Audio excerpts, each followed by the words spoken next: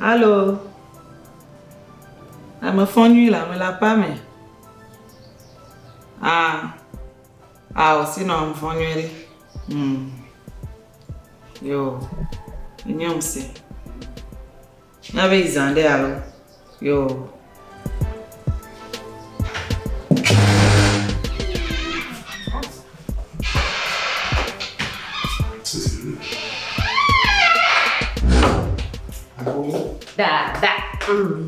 Oh, et puis.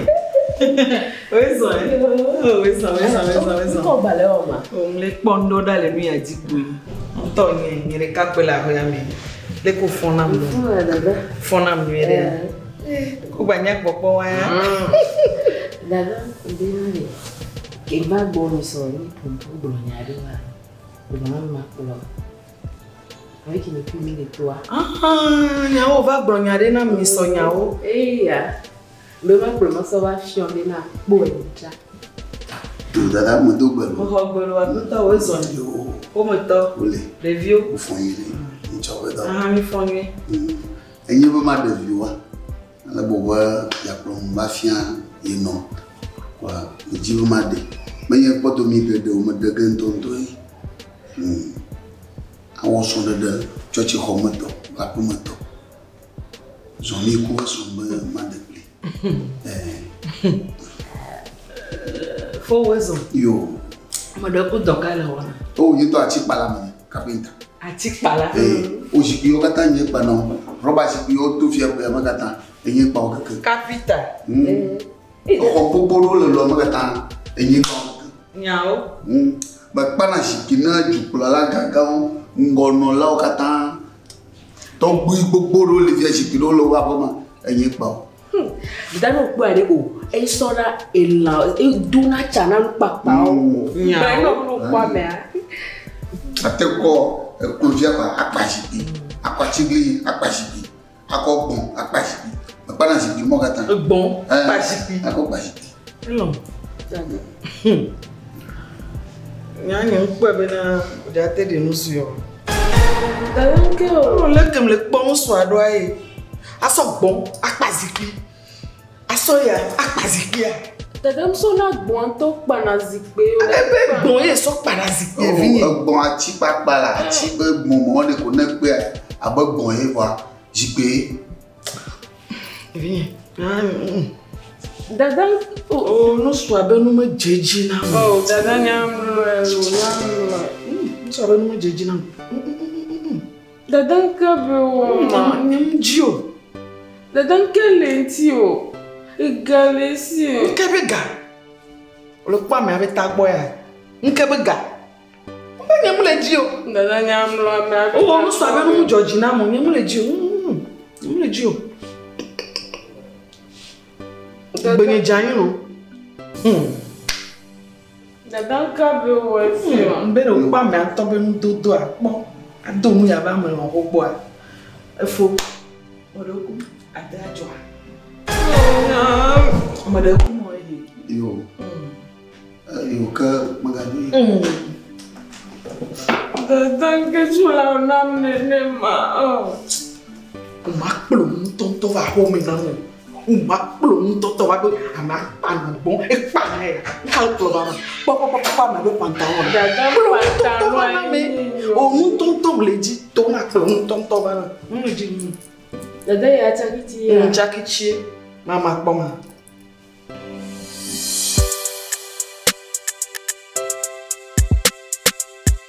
Miro buta jera bo, tama hosuero ni nada mahoro kote. Azuka ko kama hobon kono babu mai. Ali si ada mahoro koga. Ayo eso. Oh, afo pa me. Do afo pa me fa na bonyare. Afo pa bonya mama yo do pa me fa. Nyao. Ako mama le bonyo. Vodu nyo do konkuma. Manya ble mama fa bi mama fa bio. Bia. Mi ji bonye. Pa ji bonye. Weso. Yo. Ayin to mo gbe to bio ko to nya ma le mo ji bona. Ma c'est pour moi c'est dans la bonne il a beaucoup de choses là ça yo a telo to be on dit après le moto et je fond là après même ami fond beaucoup quoi il bonne to be enya de khaha yin de kanye am va ma va gbele no bonne ma ça so yin po be ma de lo so ele be fuseni to boda ino ne gbe boy bon soir ne ma senya mo nua ebe ya ba po bona de ntu ye po be adari agena ye ha nya ke da no ne gbe do re be no ne be munyo be munyo ye be tora ya te pas le fier ma jemonu tia bona Dieu na ni do ko ye ba o do pa me te ba na oblia ni so a ye ku ye ba be ba bon sa ye ku ye ba be so oblia ba na o bo sa ma ba ago mo do ko si mo to o to bi mo yomi mama mo yomi ajo mo yomi paso mo yomi to mo yomi ani ba to mo yomi o de de dia do to la nya ba funo manya mi botumula gbanya ni nya ba manya mi chi manya nwa motumula afanye mi na mumwe anwo kpora ami kpora obo le manya le ba obo le kaje de le ke kaje aba le kaje bole fuseni an ko nya fuseni bilam kulo mi ko mi dara fuseni de anyo de via le ko ano so pona fa apona pa fa gba fa waji kla ha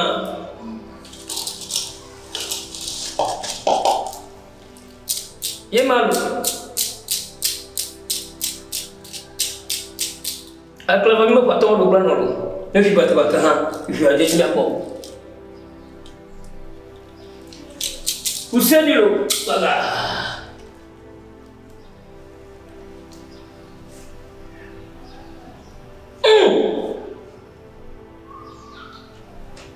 Vinya tobe nke ya mane be galo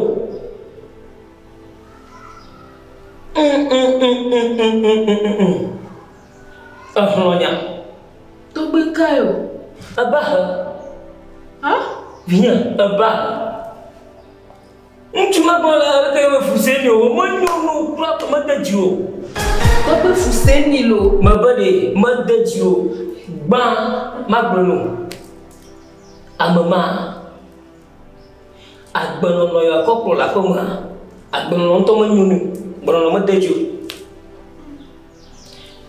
imi je ko wala ga yo video nungu akana le kwa bo atra bono reju e ma be de kebo ne be upload am vie ma o ma na nya ado yo na as de so yo ko na do ha assez il de son as de son yo ko na do ba ala bunuka na malaka mo al wa de lege la mate po beton amma ko fusenya ata yo ko aso yo ko na informer ata mate po ga yo na mi no ni zama ye ne dono ye ma wivo atrona zuna avu non bon game kan tu ma ba dogo be bia to je gban to ko kwa gbon lo to ka mi gra mama ye ko samre no ko ko to ka vi wo buga video wo buga ato so fo video kaka wo no ni ko o to afura no ni ko mi ba agama le sia on to ba gale sia galesi abo ama fundere so mo ga on to anya be bona droga e mo ti ma ye no fun bo e mo mo gbono wa afi onya mo to le fi anu bo nye mo gbono ko dano na de juwa ko ajuma mo na garufia fika ma to nya to gramu na ko ga ba ko to kwa fara kana Ne ma wo de nya wo de ko. Ta ko da se ma. Nyento ma dina no ma no sajima atro apo ha chiro. Na na ko adu ma gade. Adu no ge. Abo ge. E agbo ma via o ko gba TV. Ai mo. O ko je we TV. Watu ajetoka ta hapo kata oje sio. Sisi atoko be ma na ga ni ba o ko. Ma do na je bani ma do bona ma. Adem ja. Toga na gani maga ko. Ento maga ko. Na mia shire sisi ambula shimono kuna kwenda zamo. Maga ko. Na kura shimono. Nyato mina nawa. Ala fara ka. Bobo galo zawe shamina pakwe. Kada bobo gani. Mina nawe shamina pakwe. Bobo gani. Azawe shamina. Kasi afami ya uya. Bobo gani. Zawe shamina. Avion. Gavon. Hey yari. Baba o fo ma da o fo bi la mono. Ne yari. Gavon sia. Iraga.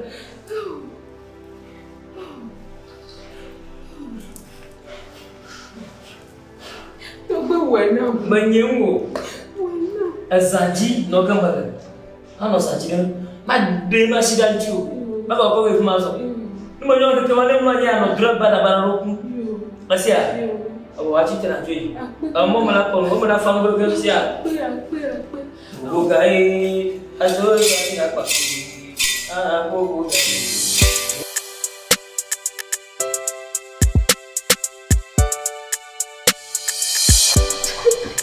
Oto nya bi lele kudo dinye ade. Susu no king baba no na nya wa gbo mu ro bo mu ro be. Ngba video la. Oto nya be nya gbe ni ni gbo ya de chanaka. Ata yi jo ko. Nve gbo no ko ma tro ma. Nya ba tro kan ba se wa. Elebe. Sorry.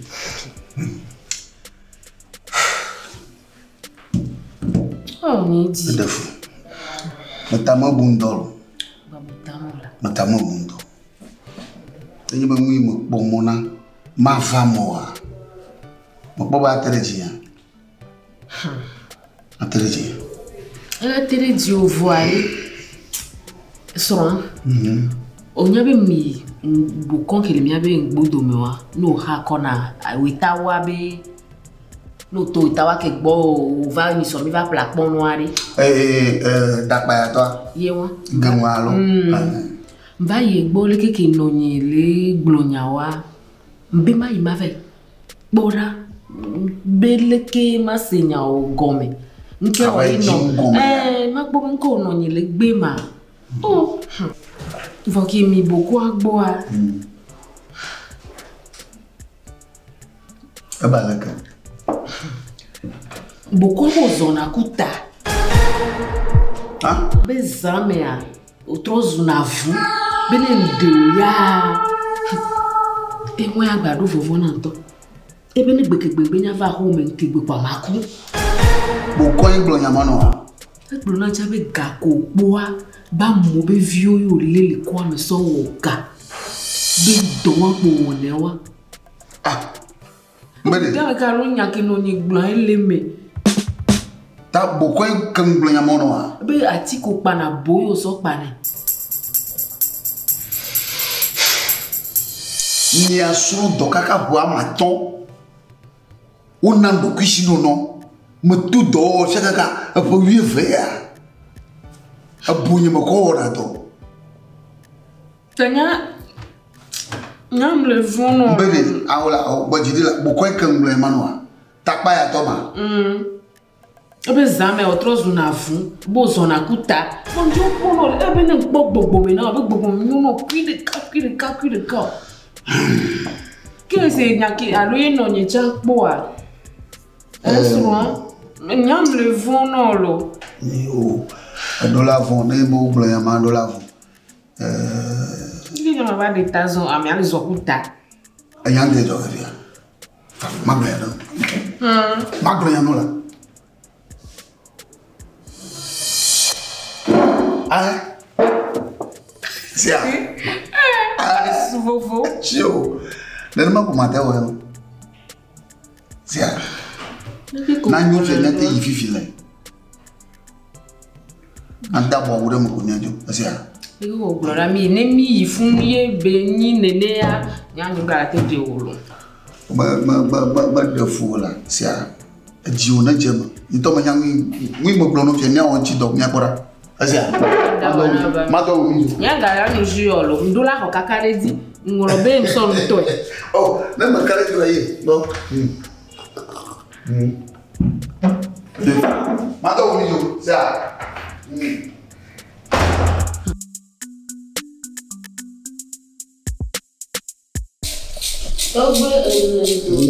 Eu já tenho como na tenho lá tenho lá cena mache toda agora aquela agora. Ok, bom dia pai. Tô bem isso, vedo. Se vê que vai bom isso. Sim, vai pro be ma disso.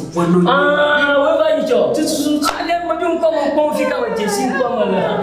Yo pro de que suale na, de que poco me no ta no ye be maklo fufunye ya. Ah, foi. Chu, kwa na jikatura. Ala banya moto gari. Mi bruna mari, mo ndu na be bruna mo. Oh, ye mi bruna mo hena de kona da ko mo no bana ko. Ta ile ko mo so foto ile ko. Ta foi. Fufunye ya. Ye chata desroare. Ye be maklo le vano.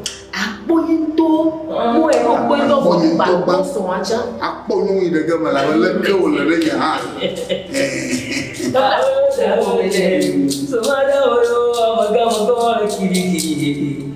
Amolo kiri wewe. Ebi ko tola muhe sumada oyo. Awoyo ji sumada oyo. Oh, wachiku mache to dagba ko dagba vida dagba ti tono ko se ke tono friwo. Ang tontona jemi ako. Amanya michi manya wa madumu. Abanya mira mu. Amo prami kona. Ni promise.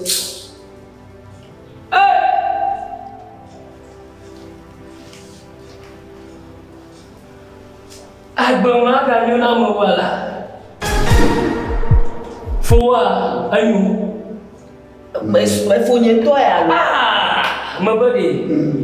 Bawa bantu keke. Anda kamu dah mau lagi baju. Agak masih motor. Apa nak show sang? Makanya di balas, nama lasi wakar foto video ma ombo. Abu lah kuno. Asal kami, lo keke mem kurang. Show. Bom menela. Bom mana ni? Nyau. Bom mekah. Doku ke klima ba mau dole na. Bokmo mako mana kento melencio. Wa on ta azeto adun funa. Klabo ko azeto adun funa strong alo vivo o jisime vio. O mo ke kla di waji. Wa do ya na wona dola jideji. Ano jideji. Ano ji amwa va va todo. Wa ko to vile ko na du klola lo ni manya nka mo fu bagana lolo. Towe obena se to mo wale a mate lo ke tin to nya se to alo. Amea. Mochu on va ma ke kloma nya se to. On nya se to amu se to la foi. Mami la foi. Apase la foi. Amea le fine a se to mo le fine o gele te fa kwa. To amu a bu ajo. Amea ku hede kan to mo lencho la. Ko ye ji aso de pola nyune. Nyom be sia do ko bele. Na nyom fo mo nyu ha. Nenyo mfongo nyo hane ya gel fongo ko nde sera tro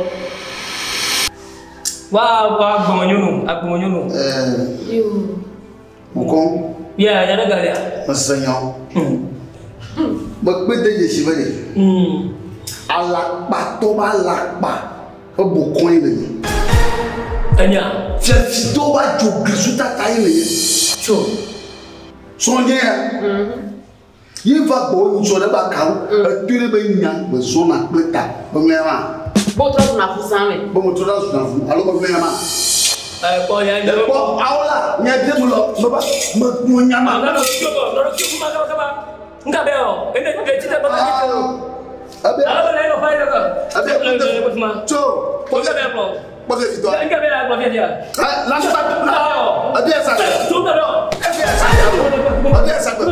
sa